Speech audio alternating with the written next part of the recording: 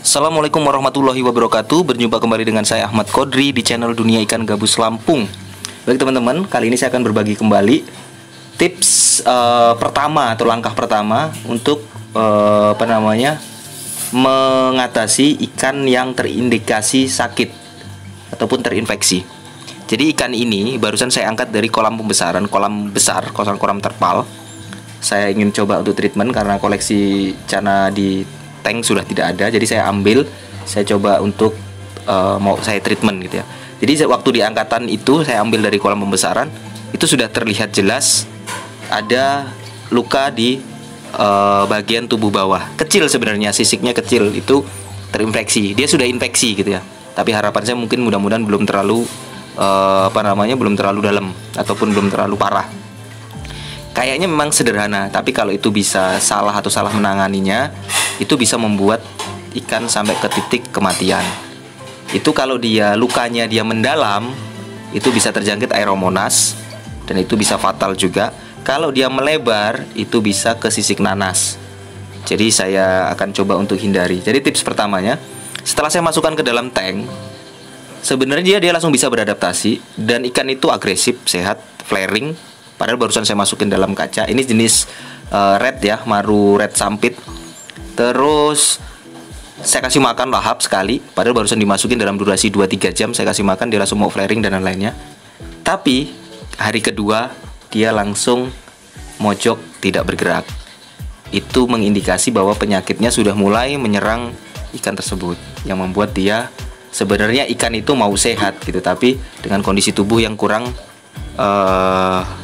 baik gitu. Jadi triknya untuk menanganinya seperti ini teman-teman. Yang pertama, saya rendahkan. Itu sebelumnya airnya tinggi ya, sekitar 25 atau 20 sentian. Itu saya rendahkan. Saya sipon bawahnya, kotoran di bawahnya, tapi nggak saya ganti airnya, takutnya dia langsung tambah gagal adaptasi. Saya berikan air ketapang. Saya kasih ketapang saya rebus dan saya kasih daunnya. Nah, trik untuk memberikan daun ini tadi itu saya masukkan dalam wadah, itu ya, seperti contohnya itu tadi, dimasukin dalam wadah dan saya kasih antibakteri yaitu bawang putih di situ. Ini penanganan pertamanya ya teman-teman ya. Dan ini terlihat sekali nih, belum ada 2 jam ikannya sudah mulai berenang, bergerak kembali gitu. Nah, ini kita tinggal mantau untuk 2-3-4 hari paling lama. Jika 4 hari dia tidak agresif, tetap tidak agresif, nah ini bisa ke titik yang lebih fatal teman-teman. Biasanya saya untuk mencari amannya, karena memang saya banyak kolam outdoor di luar, itu saya taruh di kolam outdoor. Saya menghindari obat gitu. Jadi memang sebenarnya bisa di treatment di akuarium dengan cara dibersihkan sisiknya tadi itu, kita rutin ganti air dan kita kasih antiseptik seperti betadine. Cuman saya mau menghindari itu karena kemarin kan saya sudah bagian itu, dia cepat pulih, tapi untuk kembali, maksudnya dalam arti untuk pemulihan secara keseluruhan, baik bentuk badannya, dalam arti sisik yang terluka itu tadi, itu memang kecenderungan lama sekali. Kemarin yang saya praktekkan sebelumnya itu hampir 2 bulan itu baru benar-benar secara fisik normal. Dan saya punya trik yang baru, yaitu yang paling mudah, sederhana, kita nggak ribet, itu di kolam outdoor. Jadi taruh di kolam outdoor dan kita jaga airnya. Tidak usah diobati, tapi kita kasih pakan. Untuk di kolam outdoor ini benar-benar untuk fase ikan yang parah ya, yang kecenderungannya memang ikannya susah diobatin, dalam arti memang sudah fase yang parah gitu ya. Ini berlaku untuk cana apapun. Jadi yang harus kita siapin ya kolam outdoornya, air yang sudah diendapkan, jangan terlalu tinggi, tapi kita kasih tumbuhan air, kita kasih daun ketapang kering, nggak ketang 3 atau 4 lembar di situ. Nggak usah dikasih apa-apa di sana, nggak apa-apa, tapi pastikan airnya itu baik.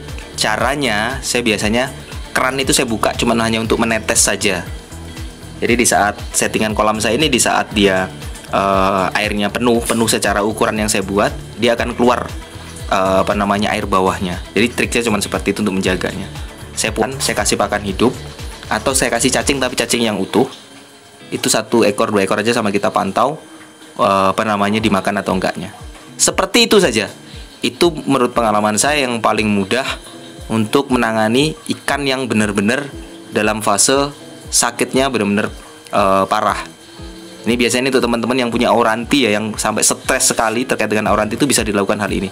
Cuman yang diperhatikan tadi ya, termasuk airnya, terus tumbuhan airnya, sama kondisi airnya. Sama, pastikan kolam outdoornya itu tetap tempat yang sejuk. Kalau terpaksa kolam pembesarannya dia bukan tempat yang sejuk, berarti dikasih tutup yang benar-benar bisa membuat suhu dalam kolam itu tadi bisa stabil gitu. Jadi kalau siang nggak terlalu kepanasan sekali karena kan airnya nggak terlalu tinggi. Terus kalau antara pergantian siang dan malamnya itu tidak langsung drastis turun suhunya. Pengalaman saya untuk terkait hal ini itu sangat membantu dan sangat terbukti sangat cepat untuk penyembuhan dan akan kembali normalnya lebih cepat. Kembali normal lebih cepat ini yang saya maksud bukan hanya sekedar dia sembuh lukanya ataupun sembuh sakitnya, tapi pemulihan secara bentuk fisiknya. Jadi seperti yang tadi saya bilang, bekas lukanya itu tadi itu lebih cepat normal gitu ya dibanding kita taruh di akuarium. Jadi itu aja teman-teman tipsnya. Sangat mudah sekali, cuman kadang-kadang kita males untuk membuat kolam outdoor untuk karantina ikan yang sakit itu tadi. Jadi tetap dipaksakan diobatin di dalam akuarium. Yang menurut saya kalau fase ikan itu sudah kritis ataupun sudah bisa di level menengah ke atas, itu sangat sulit untuk diobati. Kecenderungan kematian itu lebih tinggi dibandingkan teman-teman ngikutin cara yang saya buat tadi. Jadi dia sebenarnya hanya butuh untuk sendiri tempat yang baik, tempat yang bagus, kondisi air yang bagus, dia ngerasa nyaman di situ. Ikan gabus itu mengandung albumin tinggi dan dia mempunyai adaptasi terkait dengan penyembuhan yang lebih cepat dibandingkan ikan yang lainnya ataupun hewan yang lainnya. Jadi sebenarnya yang dibutuhkan ikan itu hanya seperti itu. Jadi semoga bermanfaat ya buat teman-teman yang stres terkait dengan ikannya lagi sakit. Tetap semangat, tetap belajar. Saya bukan tidak menyarankan untuk menggunakan obat, tapi baiknya menurut saya itu lebih baik pakai cara yang alami seperti ini. Mungkin itu aja dari saya. Tetap semangat. Salam cana, salam ikan gabus, salam albumin. Saya akhiri. Wassalamualaikum warahmatullahi wabarakatuh.